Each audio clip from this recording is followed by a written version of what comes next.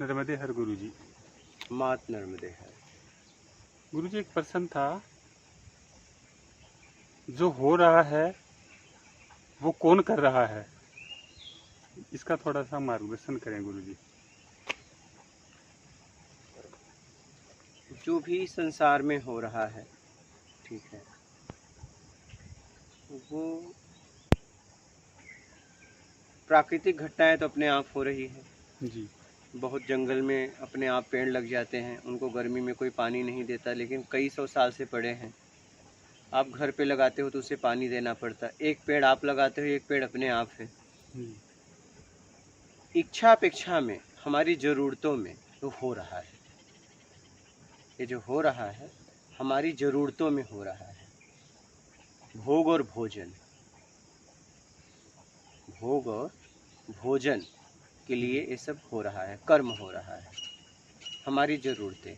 अब उस कर्म में हम फंस गए। क्या ये प्राकृतिक होने में हमें तकलीफ नहीं है? देखिए, संसार में लाखों लोग मर रहे हैं जी। आपको कोई दुख होता है? नहीं होता। नहीं होता। लेकिन जब हमारा कोई मरता है, मेरा कोई मरता है, जहाँ से हमें कुछ सुख मिलता है, शब्द, दृश्य, गंध, रस, स्पर्श, तो हमें अथाह पीड़ा होती है। तो क्या मुझे इस संसार में जो घटनाएं हो रही है उससे पीड़ा है? नहीं, पीड़ा कहाँ से है? मेरा से है। जी। तो ये जो भी हो रहा है, एक तो प्राकृतिक हो रहा है, एक मैं कर रहा हूँ। जी। मैं कर रहा हूँ। एक है परिवर्तनशील, एक है परिवर्तन। जैसे आपने एक पौधा लगाया तो आपको इतना पता ही ये पेड़ होगा, क्या फल देगा, लेकिन हो सकता है कोई आग लगा दे, राख हो जाए, हो सकता है कोई पशु खाए और मल हो जाए। ठीक है, एक प्राकृतिक हो रहा है और एक आप कर रहे हो, वो हो रहा है इच्छा अपेक्षा में, मेरी जरूरत में, मेरी आवश्यकताओं में, मेरी कामनाओं में।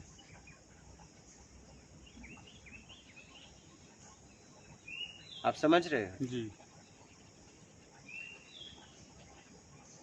इसलिए कि मुझे कर्ता का अधिकार दिया गया है।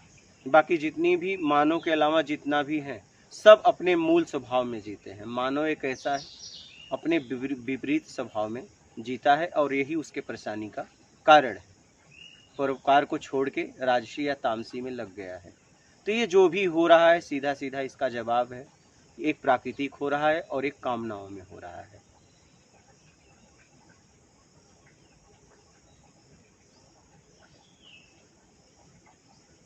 आप समझ गए? जी। कोई संशय है? हाँ गुरु जी, संशय ये है, आप बोल रहे हो कि जो कुछ हो रहा है प्राकृतिक हो रहा है, अपने आप हो रहा है सब कुछ एक अपने आप हो रहा है, एक अपने आप प्राकृतिक हो रहा है, अपने आप प्रकृति पालन पोषण अपने आप कर रही है, सारे जीवों का पालन पोषण कर रही है। हम उसमें कुछ नहीं कर रहे। लेकिन एक जैसे अपन कहते हैं कि परमात्मा सब कुछ कर रहा है, अब एक तो ये भाव में अपन जिए कि परमात्मा सब कुछ कर रहा है, या फिर उस भाव में जिए कि नहीं मैं सब कुछ कर रहा हूँ, दोनों अलग चीज होगी ना। अब देखिए, दोनों तो अलग ही है। आपको कर्ता का अधिकार दिया गया है ना। आप एक बात बताइए, और किसी भी अन्य जीव को कहते हो कि ये कर्म कर रहा है मानव के अलावा? आपने कभी कहा कि कोई अन्य जीव पाप कर रहा है या पुण्य कर रहा है या सेवा कर रहा है? कभी बोला? नहीं। बस मानव को बोला गया, चाहे पाप, चाहे पुण्य, चाहे परोपकार। तो मानव को कर्ता का अधिकार दिया गया है। तो अपने आप भी हो रहा है, प्राकृतिक हो रहा है, और कुछ मैं कर रहा हूँ, परिवर्तन। मैं अच्छा जीवन जीने के लिए कुछ अच्छे तरीके से कुछ करना चाहता हूँ, चाहे मान के लिए। तो इसमें गुरुजी ऐसा लगता है, मुझे ऐसा लग रहा है कि इसमें जिसको अपन बोल सकते हैं तीन ऊर्जाएं काम कर रही है या तीन शक्तियां काम कर रही है। अपना अपना परमात्मा अपना काम कर रहा है, मैं अपना काम कर रहा हूँ, और प्रकृति अपना काम कर रही है। सब अपने आप हो रहा है। जैसा आप हो वैसी ऊर्जा आपको मिल जाती है।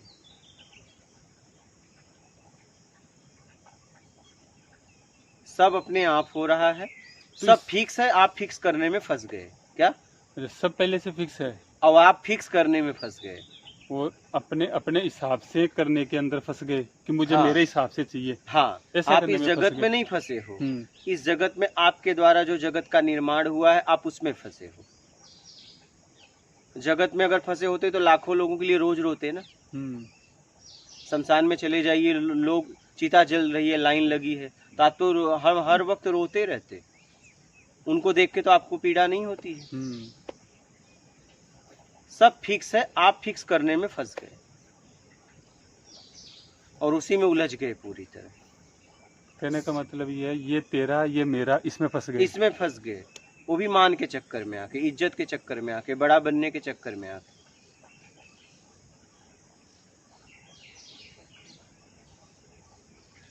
कुछ के चक्कर में आके। फिक्स सब है, मैं कुछ फिक्स करने लगा, उस फिक्स में मैं फंस गया। मैं सोचा मैं भी एक जगत का निर्माण करूंगा, क्या अहम भाव में आके, और उस जगत के निर्माण में आप बुरी तरह उलझ गए, फंस गए और आपका जीवन अशांत हो गया। तो ये अपने आप हो रहा है। आप भूख आपको अपने आप लगती है, लगाते हो। भूख नींद अपने आप लगती है, लगाते हो। ये सब कुछ अपने आप हो रहा है। आप बस बेईमानी के भाव में फंस गए। ईमानदारी का भाव होता तो मुक्ति और मोक्ष हो जाता। और ये मानव शरीर परमात्मा से मिलने का शरीर है, ये योग शरीर है। हम इसे भोग में लगा दिए।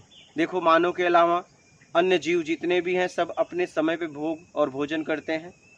मानव एक ऐसा है जब चाहे तब करे, पूरी स्वतंत्रता है इसे। तो हो तो अपने आप रहा है। आप कितना भी भोजन ला के रख दो, भूख लगने पे ही खाओगे। अगर पेट में भूख ही नहीं रहेगी तो आप खा ही नहीं पाओगे। हो तो अपने आप रहा है, लेकिन आप करने में फंस गए, कर्ता का भाव ला दिए कि मैं भी कुछ हूं। आप अपने अस्तित्व को बनाए रखने के लिए फंस गए। आप अपना नाम करके जाना चाहते हो। तो इसका मतलब है एक कर्ता के भाव में रहना चाहिए। कर्म करते हुए कर्ता का भाव मत लाओ, कर्म करते हुए भी कर्ता का भाव मत लाओ। लेकिन आपको अंतरात्मा कहे ये कर्म उचित है, ये अनुचित है, तो उचित करो, अनुचित का त्याग कर दो जी। अब ये कि नहीं कि मैं तो करता नहीं हूँ, जो सब कुछ अपने मजे के लिए करो, ऐसा नहीं है।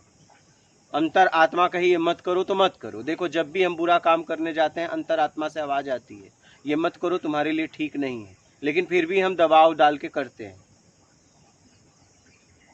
और हम उसमें फंस जाते हैं। हम अपनी नहीं सुनते, मान के चक्कर में आके समाज को देखते हुए हम वो कर बैठे जो हमें नहीं करना चाहिए।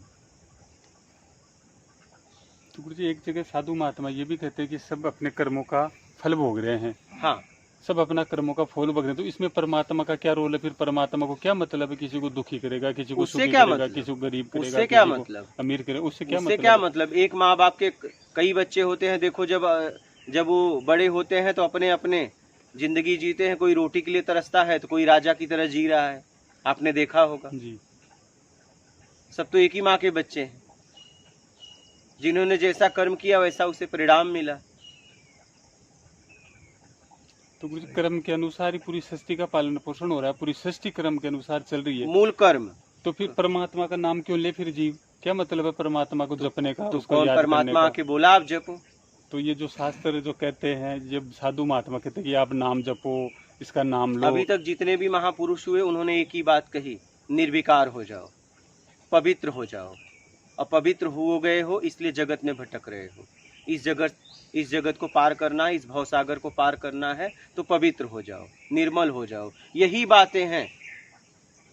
तो मूल में गुरुजी फिर कर्म आ गया। फिर परमात्मा का कोई, अपन कहते भी परमात्मा को देखा तो किसी ने है नहीं। तो वही तो कि परमात्मा आप जब देखा नहीं तो आप उसे कैसे जपोगे, कैसे मिलोगे? वो है भी या नहीं भी ये भी पक्का नहीं है। तो इसलिए आप तो हो ना, इसमें संशय नहीं है।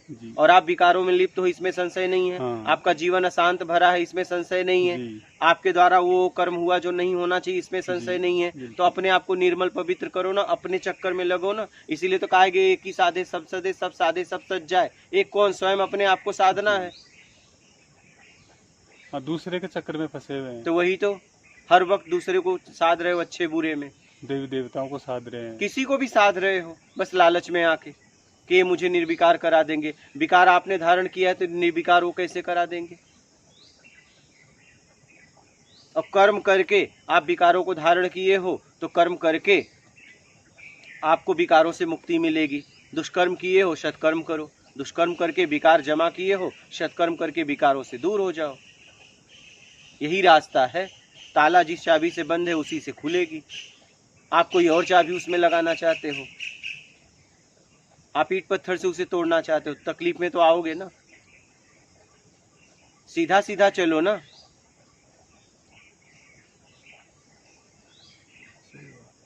आप सीधा सीधा चलिए ना। जी सीधे हो जाओ, सीधे हो जाओ।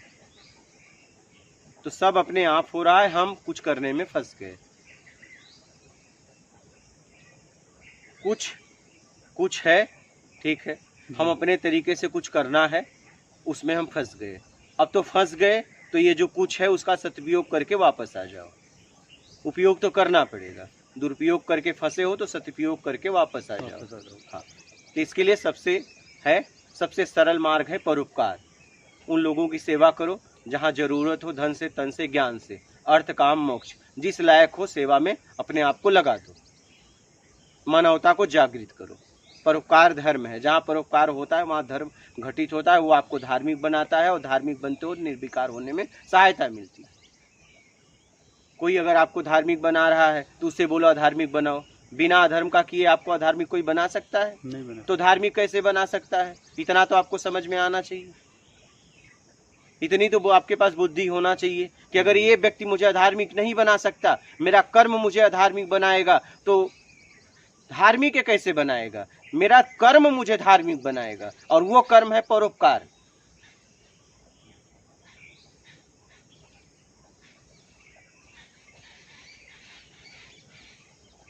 किसी को कोई जानता है तो कर्म से जानता है, व्यक्ति विशेष का कोई परिचय यहाँ नहीं है क्या? जी नहीं। व्यक्तिगत किसी का परिचय है क्या? कर्म से ही परिचय है सबका। तो मूल कर्म है, कर्म को पकड़ो और आगे बढ़ो। इस सिद्धांत को समझो। कर्म से भटके हो तो कर्म से वापस आ सकते हो।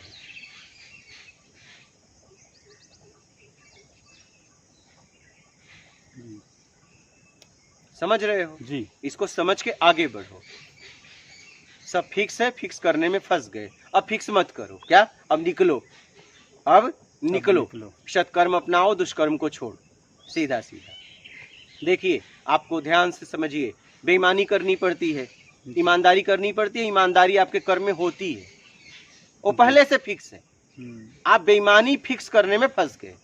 अब समझ गए? आपका जीवन अशांत हो गया। तो प्राकृतिक जो फिक्स है उसमें आओ। आप फिक्स मत करो। अब बस आप इतना फिक्स करो कि मैं कैसे निर्विकार हो जाऊं और अपने आप को सत्कर्म में लगा दूं। जी। और अपना आत्मिक कल्याण करना चाहते हो तो ये सीधा और सरल मार्ग है। ईमानदारी मुक्ति है, बेईमानी बंधन। अगर आपके समझ में आता है तो इसमें लग जाओ पूरी तरह, सीधा सीधा। और कहीं से भी जाओगे आना यही है।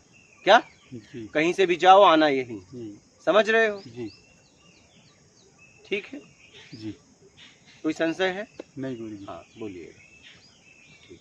मात नर्मदे। नर्मदे।